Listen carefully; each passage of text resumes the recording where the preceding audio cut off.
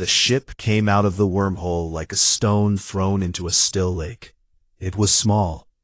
Compared to the thousands of alien vessels already circling the Council Citadel, the human starship Hadong looked like a toy. It was gray and plain and had no decorations on its hull. No golden crests. No energy shields shimmering in the starlight. Just a simple ship carrying 3 people into the heart of a galaxy that had been watching them for 19 years and had already decided they were not worth much. Han Doyu stood at the front of the bridge and looked through the wide viewport at the Citadel. It was the size of a small moon. Its surface was covered in towers and domes and landing platforms that stretched out like the branches of a massive tree. Lights moved across it in patterns that Doyu could not read.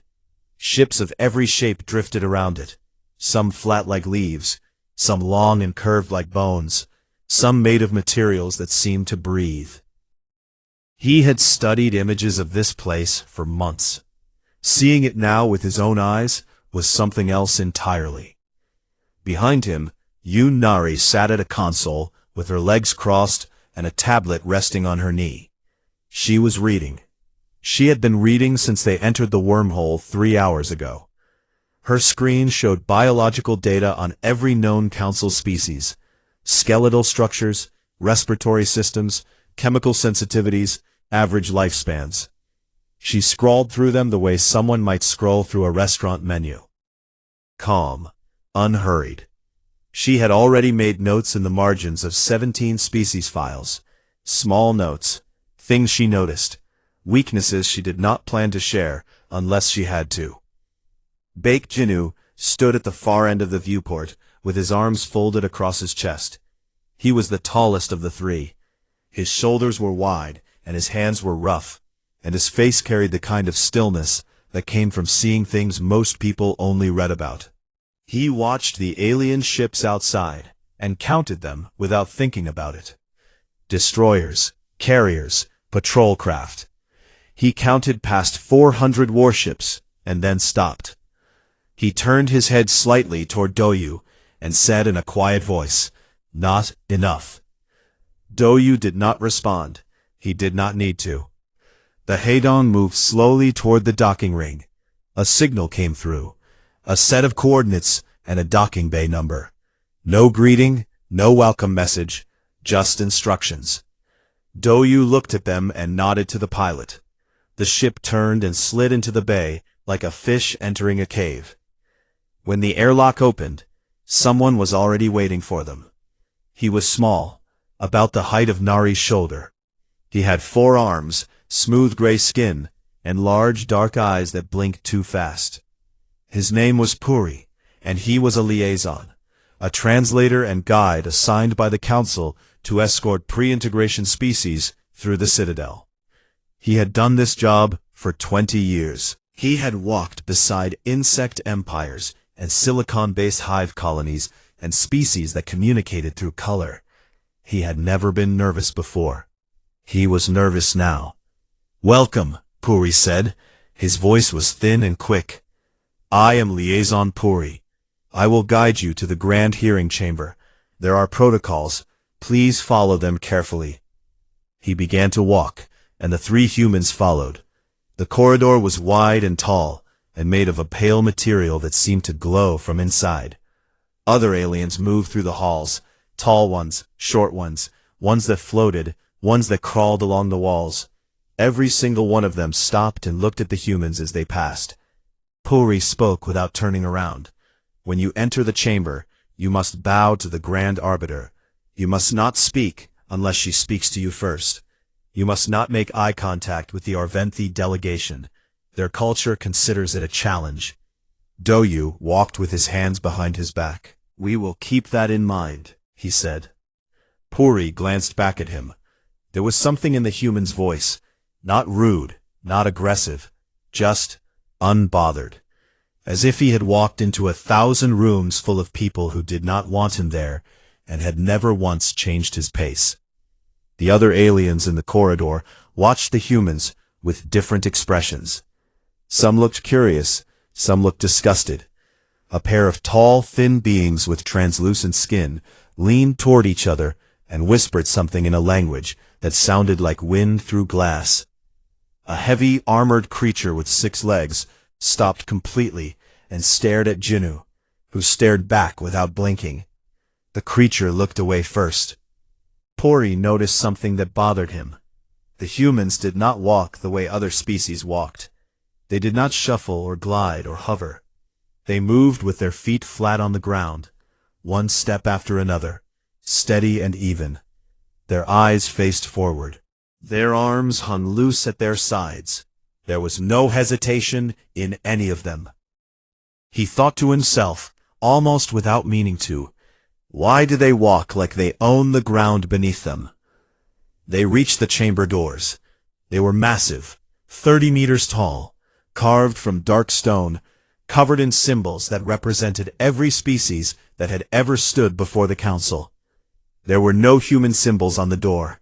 Not yet. Maybe not ever. The doors opened. The grand hearing chamber was enormous. It was shaped like a bowl, with tiered seats rising on all sides, filled with representatives from 142 species.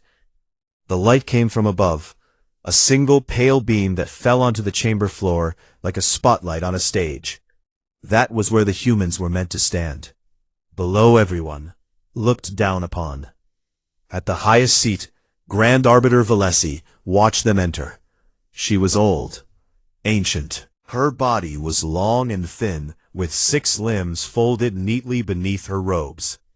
Her eyes were silver, and her voice, when she spoke, carried the weight of 12,000 years of law.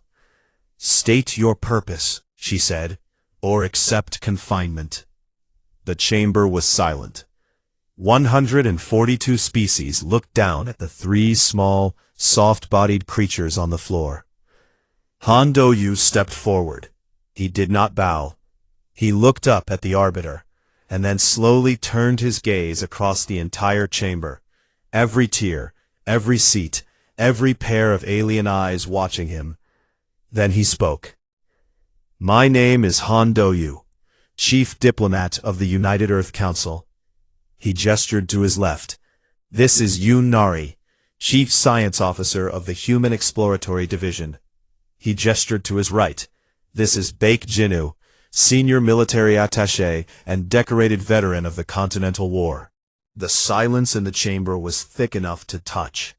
"We are not here to accept confinement," he said. "We are here to speak." Puri, standing just inside the door, felt something move through the chamber. Not sound, not energy, something else. Something that made the air feel heavier. In 20 years of service, no pre-integration species had ever introduced themselves. They always waited. They always bowed. They always looked afraid. These 3 did none of those things. And for the first time in his long career, Pori thought that maybe the council had made a mistake. Not in summoning the humans, but in thinking they could be summoned at all. The silence that followed Do-yu's introduction lasted only a few seconds, but it felt much longer. Then the chamber moved. Voices rose from every tier. Clicking sounds, deep hums, sharp whistles, the crackling of electromagnetic speech from species that did not use mouths. It was not applause. It was something between shock and anger. Grand Arbiter Valesi raised one of her 6 limbs. The chamber fell quiet again. "You will have your chance to speak," she said. Her silver eyes moved over the 3 humans with the slow patience of someone who had judged 1,000 species and found most of them lacking. "But first, the council will hear from those who have studied your kind." A figure rose from the 3rd tier. He was tall and lean, with smooth dark skin that shimmered like oil on water. His face was narrow, and his mouth was wide, and when he smiled, it was the kind of smile that had no warmth behind it. He represented the Orventhi hegemony, one of the oldest and most powerful factions in the council, and he had spent the last 19 years building a case against humanity. He stepped down to the speaking platform and let the silence hold for a moment before he began. Let me tell you about the species standing before you, Thendral said. His voice was smooth and controlled. They call themselves humanity. They come from a small rocky planet in an unremarkable system on the outer edge of a minor spiral arm. They have existed for roughly 300,000 years. In that time, they have accomplished the following. He began to list. He listed wars, thousands of them. He listed weapons, chemical, biological, nuclear. He listed the burning of forests, the poisoning of oceans, the extinction of other species that had shared their world. He spoke about how humans had split the atom and used it within days not to power their cities, but to destroy 2 of them. He talked about how they had more words for killing than most species had for love. The chamber listened. Some species nodded. Others pulsed with color or vibrated in agreement.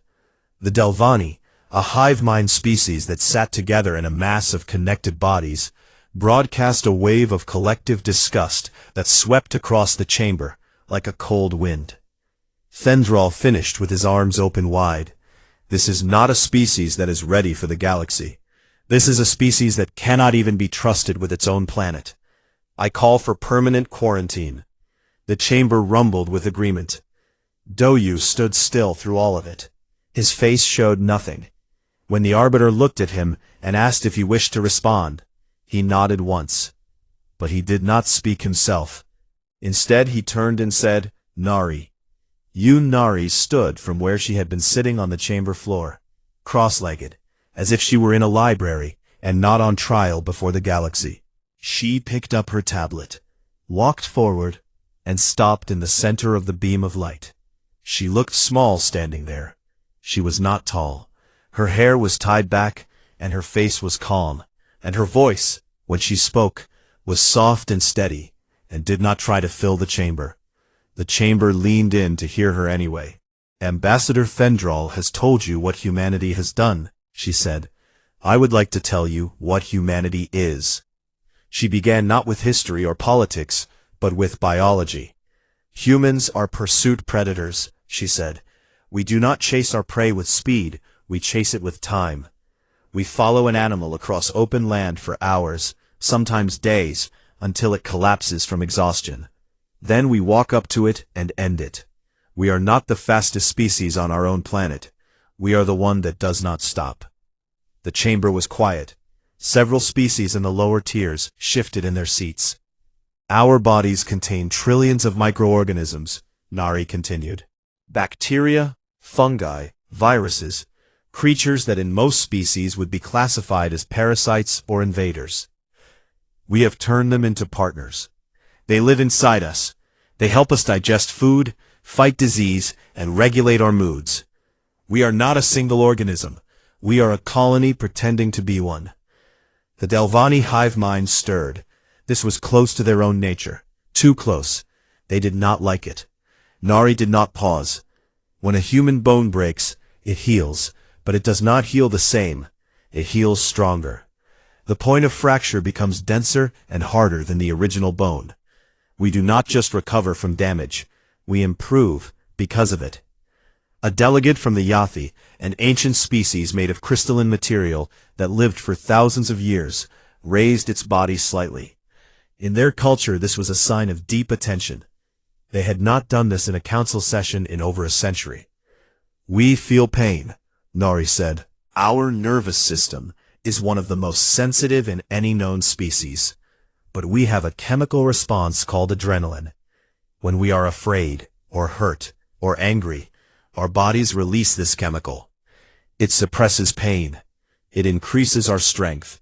It sharpens our thinking. It turns us for a short time into something more than what we normally are. And it happens automatically. We do not choose it. Our bodies decide that survival matters more than comfort, and they act without asking us. The chamber was fully silent now. Not the silence of boredom, the silence of something watching a predator move and realizing it cannot look away. Nari lowered her tablet. Humans have fought on broken legs. We have operated on ourselves without medication. There are records of humans removing their own trapped limbs with simple tools in order to survive. We have walked out of deserts after days without water. We have fallen from heights that should have killed us, and stood back up. She paused and looked across the chamber, at the Delvani, at the Yafi, at the Orvanthi, at every species that had been told these creatures were soft and primitive and doomed. We are not a species that destroys itself, she said. We are a species that survives itself. There is a difference, and I think if you are honest, that difference frightens you more than anything else. Nobody moved. Fendral was the first to react. He stood quickly and spoke loudly. This is biological propaganda. The council asked for justification, not a lecture on muscle tissue. I demand a practical demonstration. Let us test the human body and see if it matches these claims, or if this is simply a frightened species trying to make itself sound dangerous. The arbiter looked at Doyu. The council may permit a physical evaluation. Do you accept? Doyu did not answer right away. He looked at Nari. She gave a slight nod. He looked at Jinnu.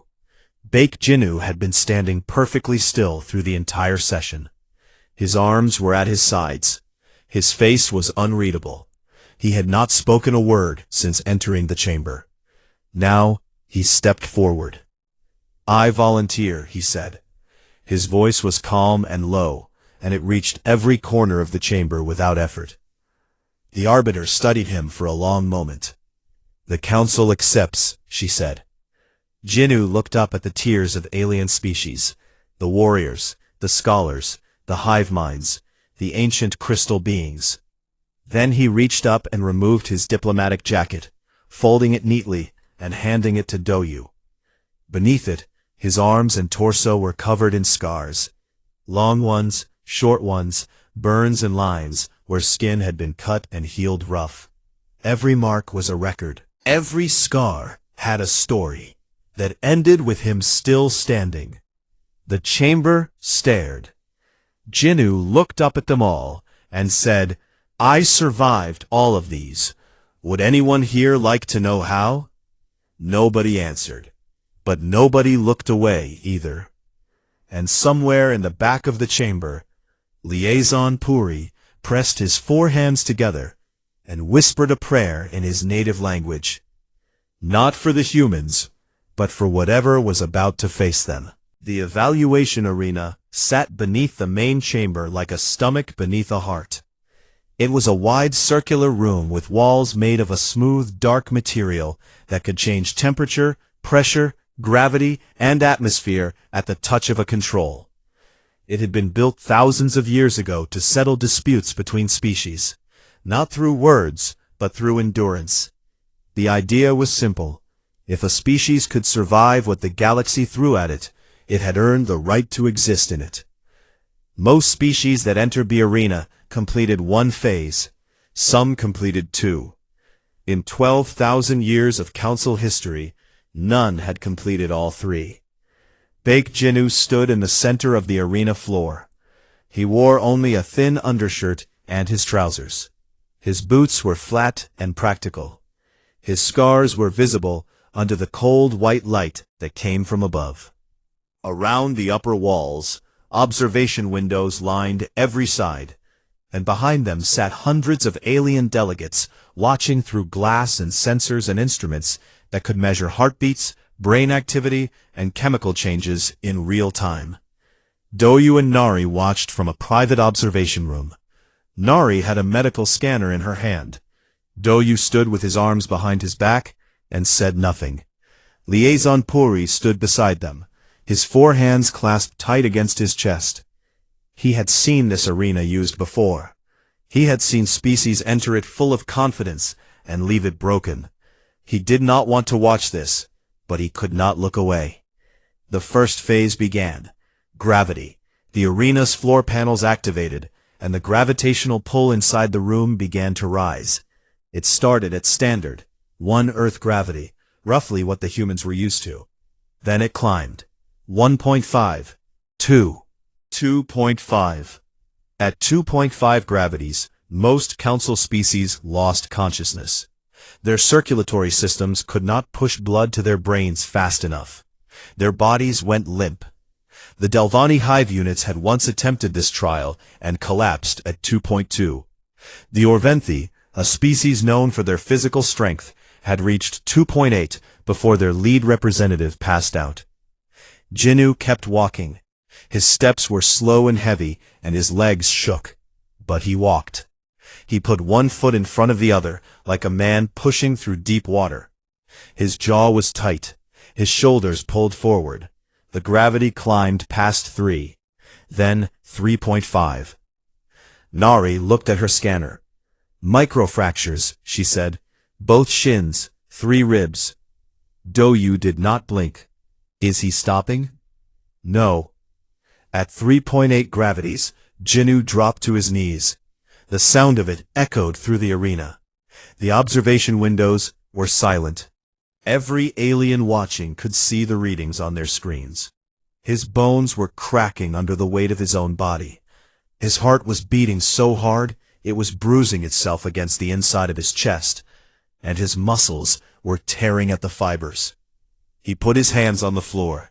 Then he crawled. He dragged himself forward, one arm at a time, across the arena floor. His face was pressed almost to the ground. Blood ran from his nose in a thin red line. But he moved. He did not stop moving. In the observation tier, a Yathi delegate, a crystalline being that had lived for 4,000 years and had not moved from its seat in any council event for the last 400, slowly rose to its full height and watched in silence. The gravity dropped. Phase 1 was over. Jinnu stayed on the floor for 3 seconds. Then he pushed himself to his knees. Then to his feet. He wiped the blood from his face with the back of his hand and looked up at the observation windows. He was shaking, but he was standing. The second phase began without warning. The temperature in the arena spiked. The walls turned red with heat. The air inside became thick and dry, like standing inside an oven. The readout on Nari's scanner showed the temperature climbing past 50 degrees, then 60. Jinnu's skin flushed red. Sweat poured from his face and arms, and soaked through his shirt within seconds. His body was doing what human bodies had done for hundreds of thousands of years. Cooling itself, regulating, surviving. The alien delegates watched the sweat with confusion. Many species did not produce liquid from their skin. They had no concept of it. To them, it looked like the human was melting. Then the temperature dropped. Fast. The heat vanished and was replaced by freezing cold. Ice began to form on the arena floor. His muscles locked. His breath came out in short, sharp clouds. His body shivered, violently, automatically, and the aliens watched as his internal systems switched modes without any visible effort. He was not controlling this. His body was doing it for him. The arena cycled again. Hot, cold, hot, cold. Each shift was faster and more extreme. Jinnu stumbled once during the 4th cycle. He caught himself with one hand on the floor, stood again, and kept breathing. In the upper tiers, Ambassador Thendral sat very still. He had quietly requested the environmental data on Earth during the 2nd cycle. A junior aide had brought it to him on a display screen. Thendral read through it in silence. Deserts where the ground reached 70 degrees. Frozen plains where the air dropped below -50. Oceans that swallowed ships. Mountains that stole the breath from your lungs. Earthquakes, hurricanes, volcanic eruptions, and humans lived in all of it. All of it. On one planet. Thendral put the screen down. He did not speak for a long time. The temperature returned to normal. Phase 2 was over. Jinnu stood in the center of the arena, with steam rising from his body. His hands hung at his sides.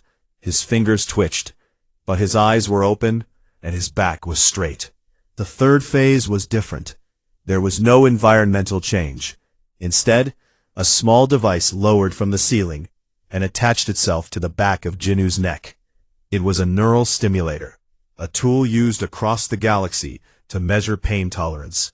It sent controlled signals directly into the nervous system, simulating injury without causing physical damage. Every species had a threshold, a point where the brain shut down to protect itself. The Council called it the Universal Distress Threshold. The device activated. Jinu's body went rigid. His hands curled into fists. His teeth clenched so hard that the muscles in his jaw stood out like ropes. But he did not fall. He did not scream. He looked up at the observation window directly in front of him, the one where the most senior delegates sat, and he held their gaze. The pain increased. The monitoring team watched the numbers climb past the threshold that had dropped every other species that had ever stood in this room. Jinu's heart rate spiked. His body trembled. A low sound came from his throat. Not a scream, but something deeper. Something held back by sheer force of will. The numbers climbed to 40% above the universal threshold. The monitoring team looked at each other. One of them reached for the controls and shut it down. The device detached. Jinu's body swayed. He blinked. His hands slowly unclenched.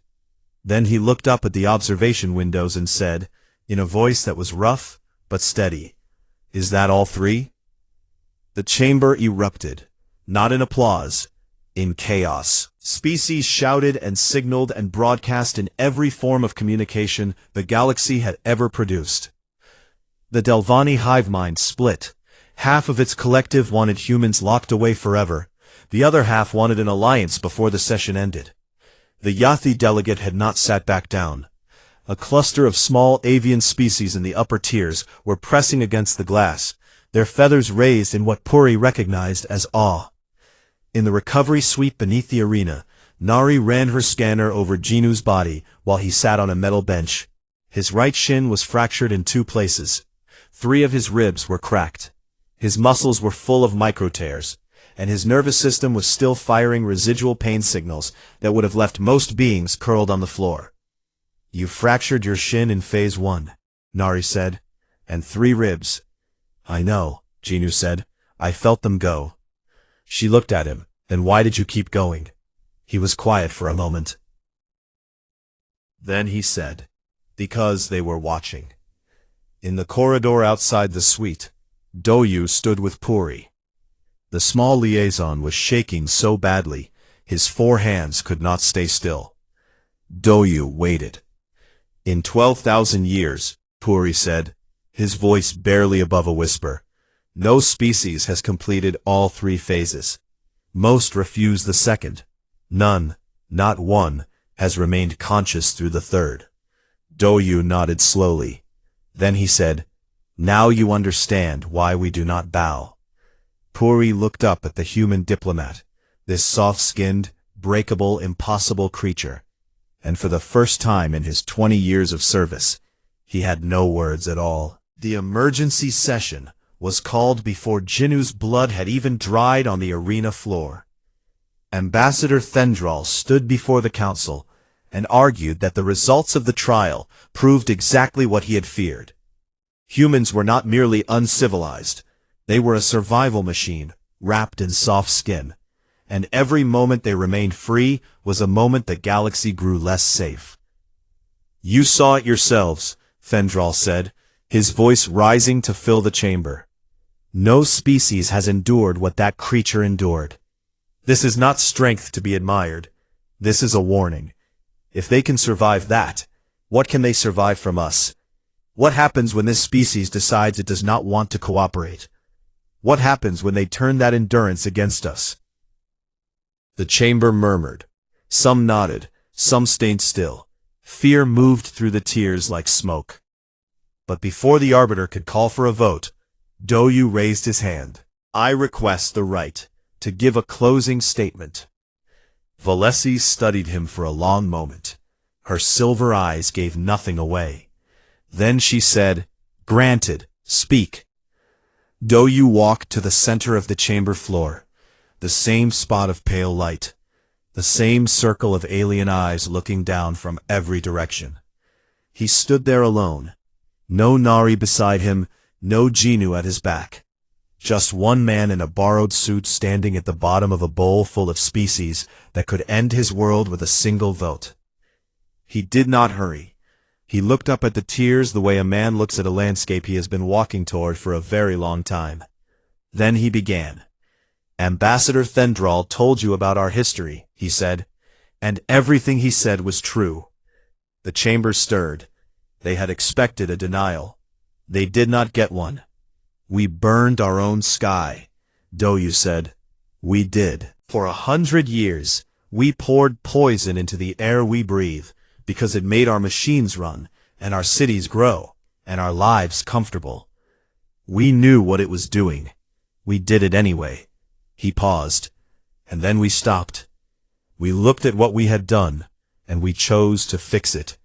It took decades. It cost more than most of your species will ever spend on a single project. But we did it. And today, our sky is cleaner than it was 1,000 years ago.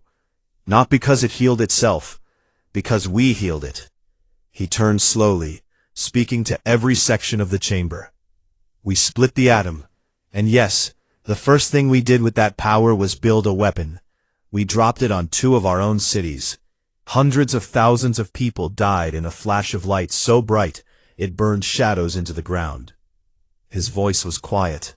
Not ashamed, not proud, just honest. "And then we took that same power, the same atom, the same science, the same fire, and we built medicine from it. Today, nuclear technology saves millions of human lives every single year. The same force that destroyed 2 cities now finds cancer inside a child's body and burns it away without touching anything else." The Yathi delegate tilted its crystalline body forward. In their ancient language, this meant something close to, "Continue, I am changed by what I hear." Doyu continued. "We had a century, our 20th century, that was the bloodiest in our history. We killed each other by the millions.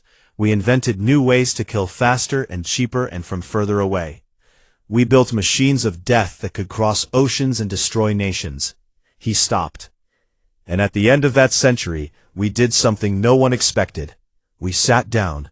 We wrote laws. Not perfect laws, not laws that fixed everything, but laws that said for the first time in our history that there are things you do not do, even when you are winning." He looked directly at Thendral. "We built weapons that could end our species, and then we chose not to use them. That choice has held for over 100 years, not because we are peaceful, not because we forgot how to fight, because we decided that our future mattered more than our anger." Thendral said nothing. His face was still. Doyu turned back to the full chamber. "Every species in this room evolved on a kind world. Your planets gave you what you needed. Gentle gravity, stable climates, predictable seasons. Your predators were manageable. Your catastrophes were survivable.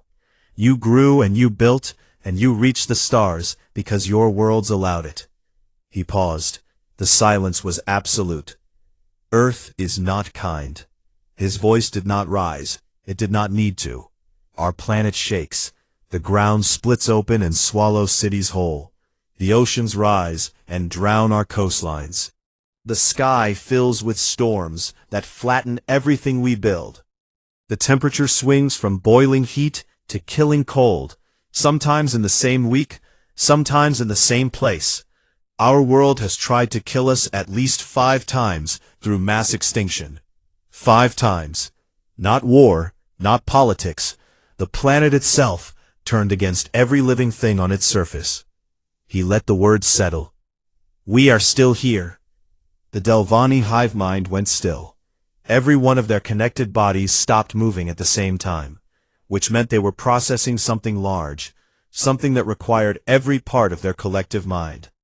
"Not because we are the strongest," Doyu said. "There were species on our world stronger than us. They are gone.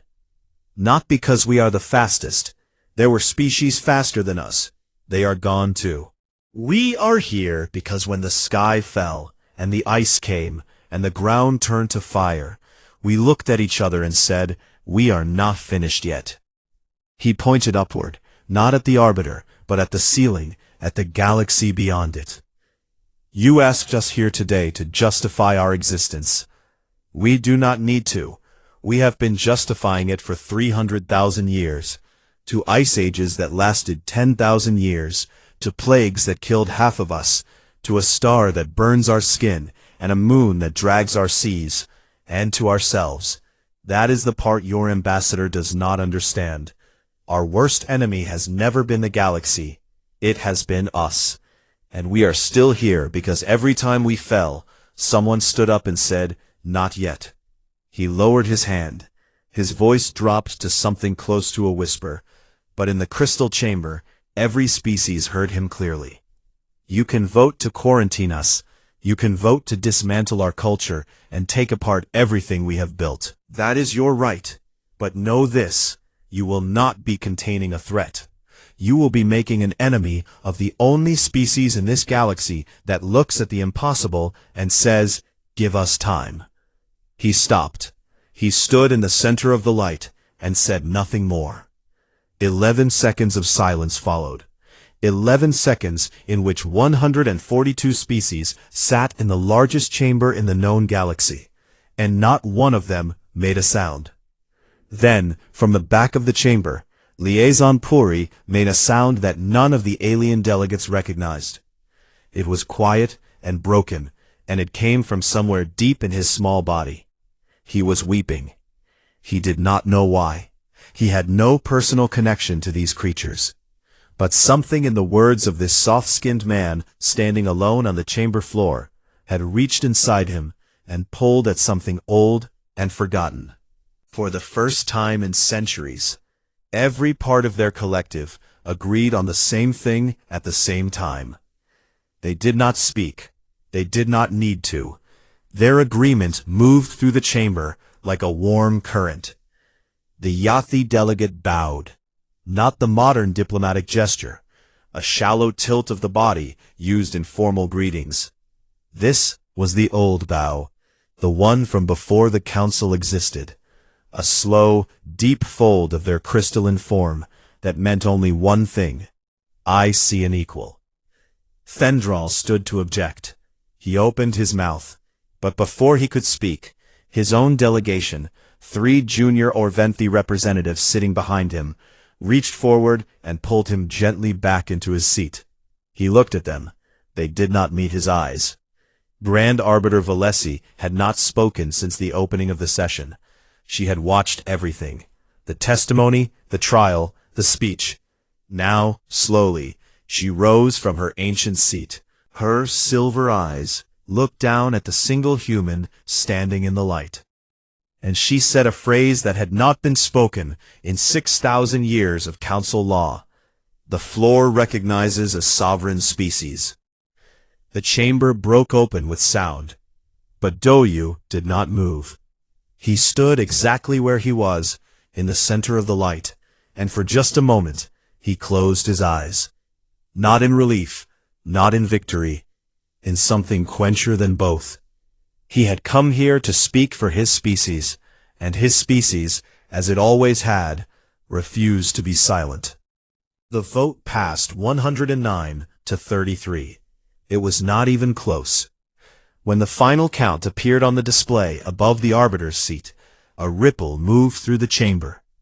Not of surprise, but of something shifting. Something that had been fixed in place for thousands of years, cracking open, like old stone to let light through. Humanity was granted full sovereign integration into the Galactic Council. No quarantine, no conditions, no cultural dismantlement. Full status. In 12,000 years, no species had ever moved from pre-integration to full sovereignty this fast. Most took centuries. Humanity did it in a single day. The corridors of the Citadel changed after the vote. Before, the aliens in the halls had watched the humans with suspicion or disgust. Now, they watched with something else, something harder to name. The tall, thin beings with translucent skin who had whispered as the humans passed, now stepped aside and inclined their heads. The heavy armored creature who had stared at Genu before the trial now stood at a distance and waited, and when Genu looked in its direction, it pressed one of its massive forelimbs to its chest, a gesture of respect in its culture, given only to those who had proven themselves in combat. Within an hour of the vote, 17 species had submitted formal requests for diplomatic relations with Earth. Within 2 hours, that number had doubled. The Delvani hive mind sent a message through Pori requesting a full cultural exchange program.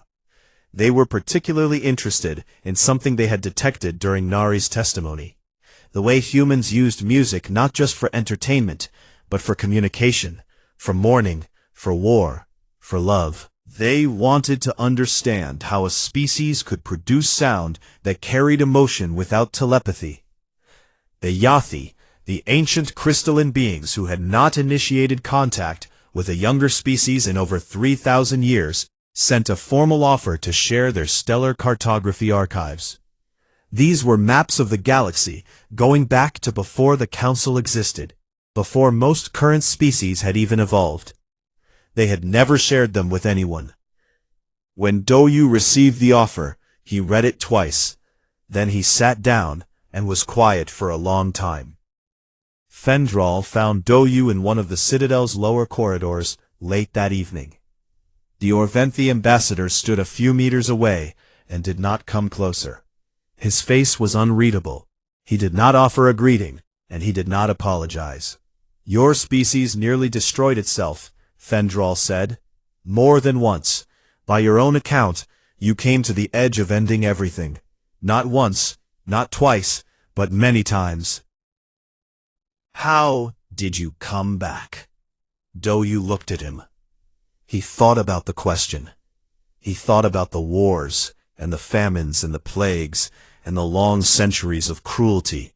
He thought about the people who had survived all of it, not the leaders or the generals, but the ordinary ones, the ones who buried their dead and planted seeds in the ash, and rebuilt walls from the rubble with their bare hands, because there was no one else to do it. "We disagreed on everything," Doyu said. "Religion, politics, land, resources, how to raise our children, what to eat, how to live." He paused. "But we agreed on one thing, that tomorrow was worth fighting for." Fendral was quiet. Then he nodded, once, slowly. He turned and walked away without another word. Doyu watched him go and wondered if somewhere inside that calculating mind, something had changed. He also thought it would take a long time for Fendral to admit it. Puri walked the 3 humans back to the Haydong. His steps were lighter than they had been that morning. His 4 hands swung at his sides, instead of clasping nervously at his chest. He talked more than he had in years, about the Citadel, about the species he had guided, about the small quarters he lived in on the station's lower levels, where he kept a collection of stones from every world he had visited. When they reached the docking bay, he stopped. He looked at the 3 of them, Doyu with his calm eyes, Nari with her quiet smile, Genu with his taped ribs and his shin brace, leaning slightly to one side, but refusing to use the crutch Nari had offered him. "In my species' language," Puri said, "there is no word for what you are. We have words for strong, and we have words for smart, and we have words for brave. But we do not have a word for a creature that is all of these things, and also fragile, and also afraid, and still does not stop." Nari smiled. It was a real smile, warm and tired. "In our language," she said, "we have a word. It is stubborn." Puri laughed. It was a small sound, quick and high, but it echoed in the docking bay like a bell. He told them, still laughing, that it was the first time he had laughed inside the Citadel in 20 years. Then he bowed, not the council bow, but something personal, something from his own world, and he walked away with his forearms swinging and his steps lighter than they had been in a very long time. On the Haydong, the lights were dim and the engines hummed softly.